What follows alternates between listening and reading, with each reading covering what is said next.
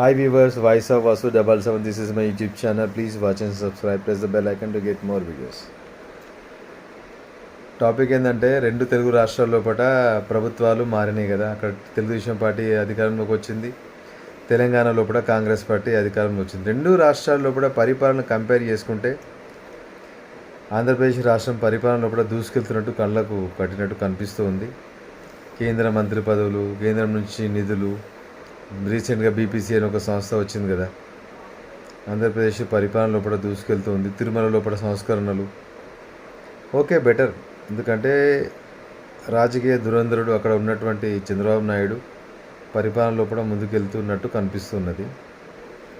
At the same time సెంట్రల్తోని కలిసి ఉండి central నుంచి వచ్చేటువంటి అన్ని రకాల నిధులు, జిఎస్టీ నిధులు కానివ్వండి, ఇంకా ఇతర నిధులు కానివ్వండి, సకాలం లోపల కరెక్ట్ టైం చూసి అన్నీ తీసుకుని రాష్ట్రం ముందుకు నడిపే విధంగా పరిపాలన సాగుతుంది.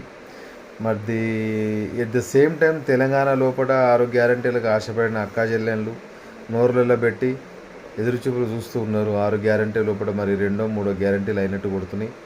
ఒకటి 200 యూనిట్ల వరకు కరెంటు స్టార్ట్ అయినట్టు కొట్టింది.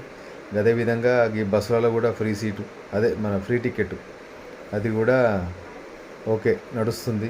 ఇంకా మిగతా గ్యారంటీలకు మరి ఎందుకంటే అక్కడ ఏం లేదు కదా, ఏదో ఉందనుకొని వచ్చినా అని అన్నాడు కదా మన రేవంత్ రెడ్డి ముఖ్యమంత్రి గారు. అక్కడ ఏమీ లేదు.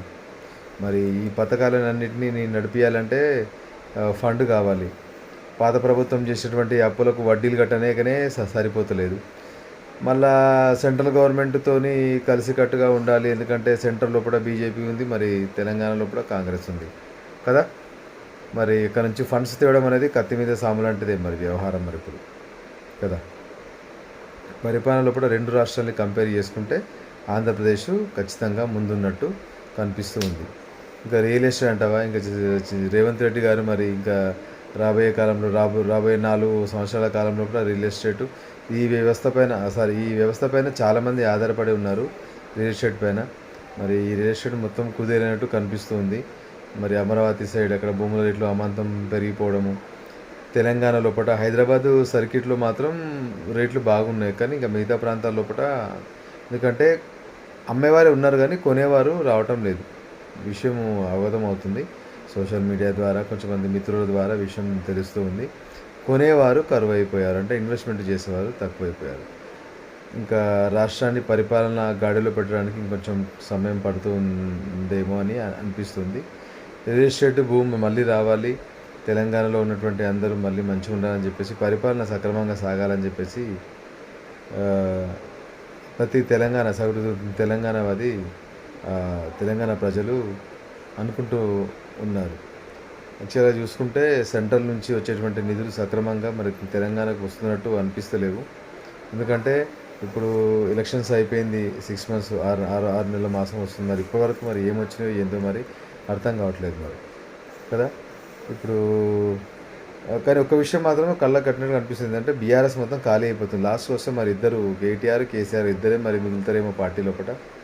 అందరూ మొత్తం కాంగ్రెస్ పార్టీలోకి వస్తున్నారు. ఏం చెప్తున్నారు రీజన్ అంటే, మా నియోజకవర్గంలో డెవలప్మెంట్ కోసం, మా నియోజకవర్గాల ప్రజల అభివృద్ధి కోసమే మేము పార్టీ మారుతున్నాము అని అనిపిస్తుంది.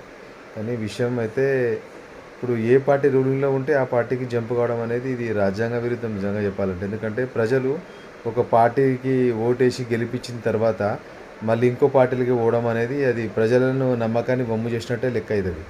రాజ్యాంగంలో కూడా దీనిపైన ఒక చట్టం తీసుకొని రావాలి. ఒకసారి ఒక ఎమ్మెల్యే ఒక పార్టీ నుంచి గెలిస్తే 5 సంవత్సరాల వరకు అదే పార్టీలో ఉండాలి. ఒకవేళ నీకు పార్టీ మారే ఉద్దేశం ఉంటే రాజీనామా చేసి మళ్ళీ పోటీ చేసి పోవాలి, లేకపోతే 5 సంవత్సరాల వరకు అదే పార్టీలో ఉండేటువంటి ఆస్కారం ఉంది. అంటే గతంలో కూడా ఉన్నటువంటి పార్టీలు కూడా ఇదే విధంగా జరిగినట్లు స్పష్టంగా మనకు విషయం అవగతం అవుతుంది.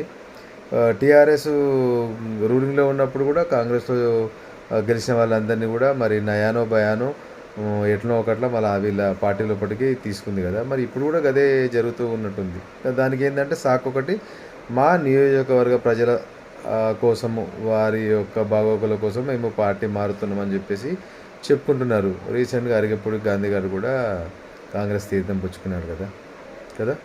ఇది ఎట్లా అనిపిస్తుంది అంటే, ఇంకా అంటే పార్టీ ఏదైనా ఉండండి, ప్రజల సౌలభ్యంతో పాటు వాళ్ళ అవసరాలు తీర్చే విధంగా ఉండాలి తప్పితే కానీ ఈ రాజకీయ వ్యభిచారం అనేది ఇలాంటి వ్యవస్థ అనేది ఉండొద్దు. ఒక్కసారి ఏ పార్టీలో గెలిస్తే ఆ 5 సంవత్సరాల వరకు అదే పార్టీలో ఉండేటువంటి ఆస్కారం ఉంటుంది.